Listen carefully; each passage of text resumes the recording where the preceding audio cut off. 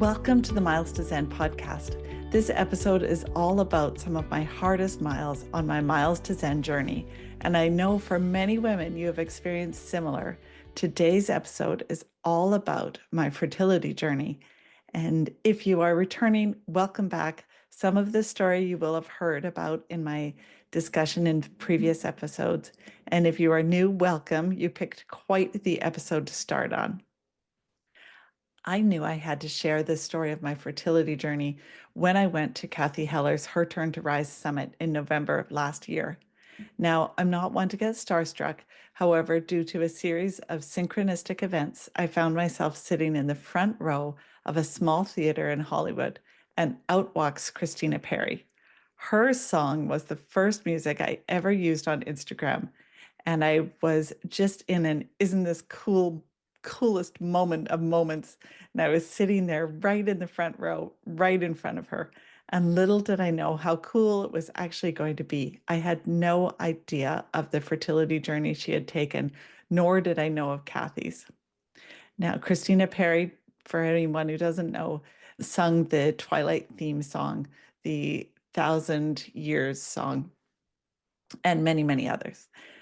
So these two beautiful souls spent the next 30 minutes or so talking about many things, but mostly that. It struck such a deep chord, and I know I wasn't the only one feeling it. We were already primed as we'd been connecting as a group for the last day and a half and had heard from such amazing people and felt like we were all in a little bubble. Them sharing their journey planted the seed that I should share mine, that I should especially share about one story. So this podcast may be a little hard to listen to at times, but I promise you there are laughs, there are some stories of resilience, and there are ultimately stories of finding your inner strength, the courage to make the tough decisions, and a love that is stronger because of the journey my partner and I took. I also strongly believe that if this story falls upon the ears of just one person who needs it, it is 100% worth the sharing of it. In all, I have been pregnant 7 times and have gone through 1 round of IVF. I have 1 beautiful rainbow baby boy. It was a long and bumpy journey, and I was pregnant or had pregnancy hormones in my system every year for about 8 years. And if I count breastfeeding, let's add another year plus of hormones. The first loss was devastating. We had found out that the baby didn't survive at about 11 weeks. I miscarried on New Year's Eve, and to say that we were miserable was a tremendous understatement. I clung to the story of anyone who had ever experienced a loss.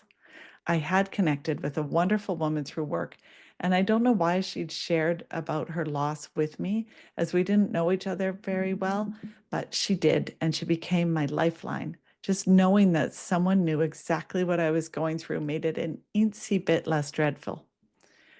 I'm not sure she realizes how important she was to me. It made me feel less alone.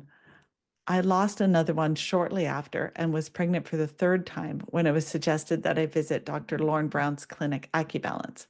I've already recorded 2 fabulous episodes with Dr. Brown that are really uplifting and informative, and I would encourage you to take a listen, not just for the fertility journey, but for the rest of the journey and some nice tips on finding inner peace. He helped me realize that I had a thyroid problem. Well, my doctor at the time had told me she tested me for my thyroid and it was fine. But because it was me and I was pregnant for the 3rd time, she would test it again, whatever that meant. Sure enough, my thyroid spiked during pregnancy. And so she, who was very reluctant to test me again, ended up calling me on a Friday night and said, "You need to immediately get on some medication." Unfortunately, I lost that baby as well, probably at about 10 weeks, but this time I had a plan. My goodness, it was so good just to have a plan and feel confident that someone else is helping you. It was my first foray into natural health or non-Western medicine, and I can tell you I was ready. Traditional Chinese medicine looks at the whole person. A friend had funnily said to me once, "You wash your husband's boxers and you can get pregnant." It kind of felt like that was true. I could certainly get pregnant. I just couldn't stay pregnant. As we age, pregnancy loss is more and more common, and it's common in general, but especially more common as we age. The next 3 months were really about preparing the soil, as we had discussed. I had also been introduced to the BC Women's Reoccurring Loss Clinic. This was so helpful. And if you are in BC, I think you can get a referral after 2 losses. I didn't know about this at loss number 2. And I, with the help of Lauren Brown and the AccuBalance Clinic, we tried again. And I had tended the garden, as he put it. I made sure the environment was in great condition. I did acupuncture regularly. I had Chinese herbs, which at best tasted like cinnamon soap and at worst tasted like 2-year-old skunk diarrhea. And I got pregnant with my son the first time we tried. And much to his dismay, I love to share the story of how he was made in Maui. This pregnancy felt different than all the others. I felt hope. And when you've had a number of miscarriages and you're part of this pregnancy loss clinic, you get on this program where you get to have ultrasounds regularly. And my first ultrasound with my son was at 9 weeks. He was moving around like crazy. He was rolling over. I remember flips. I had seen multiple scans before this of previous pregnancies, and I just knew this one was completely different. I just knew to the depth of my being that all was well. It didn't stop me from experiencing anxiety during pregnancy, but it calmed me down a little, well, a lot. And I also knew that he had a big personality, and he still does. My little rainbow baby is now 14 and 6'3". We named him Matthias, a derivative of the name Matthew, meaning a gift from God. Funnily enough, I was going through my parents' things and opened my mom's Bible, and in it, in the Gospel of Matthew, I found a Post-it note written by my mom, a prayer almost exactly a year earlier for a baby for us. She had no idea of any names we were floating around.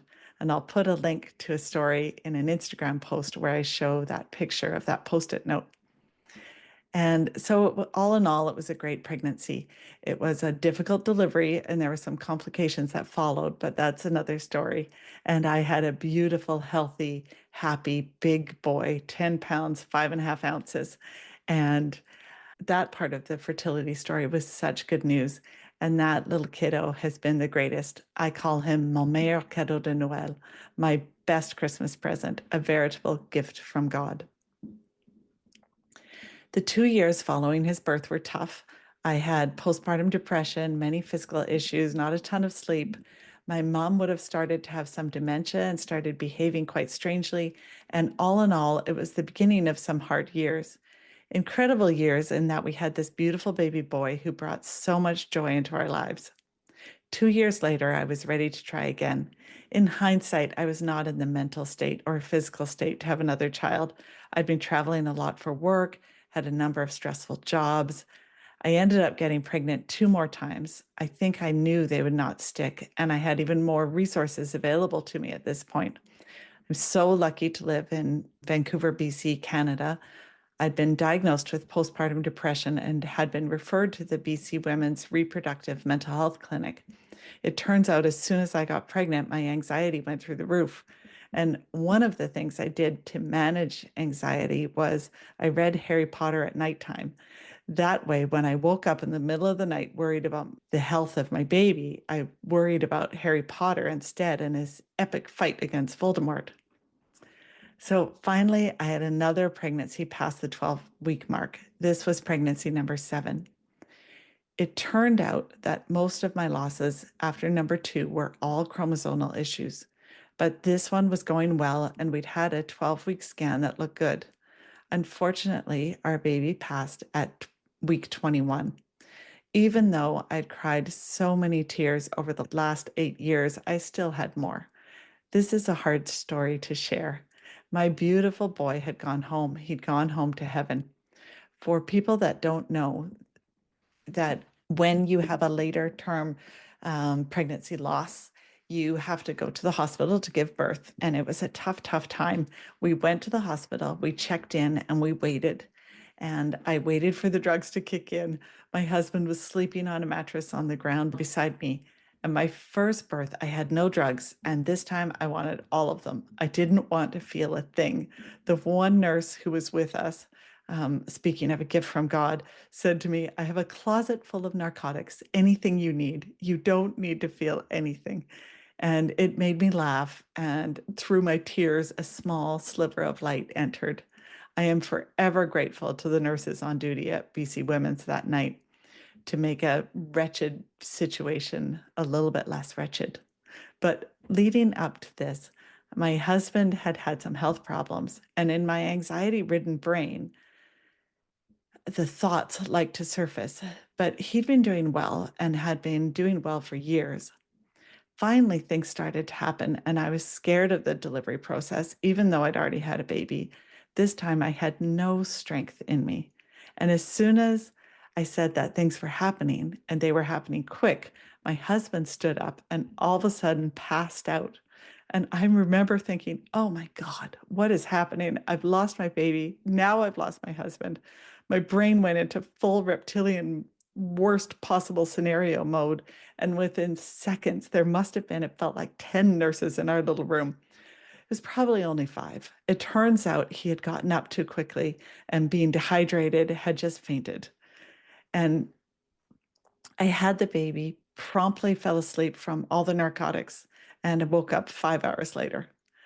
My husband was perfectly fine, but felt terrible to have fainted during that moment of need. I didn't care. All that mattered was that he was okay. Now, the next part really surprised me as I wasn't expecting it at all.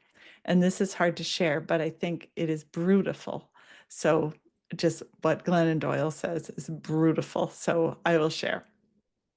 The nurses asked if I'd like to see him, and they brought in our perfectly formed little guy, all dressed in a beautiful woolen knit outfit with a little hat.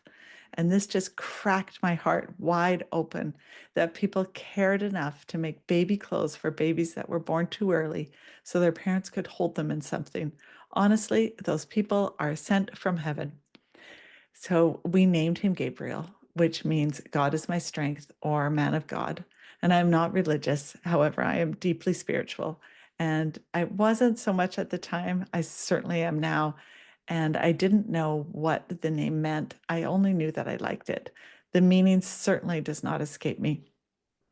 So fast forward to November last year, it was the 10-year anniversary of his due date. And listening to Christina Perry and Cathy Heller talk about their losses, it gave me strength to share mine. This was a conference of all women except one man who was filming at the back and another man who was Christina's keyboard player. Christina introduced us to her keyboard player. His name was Gabriel. And if ever I needed something to be true, it was that I had to share this story because someone needed to hear it. And she sang the song, I have loved you for 1,000 years, and I will love you for 1,000 more. I knew that this was a sign that I had to share my story and my journey and the story of Gabriel. It was a beautiful moment and a tough journey.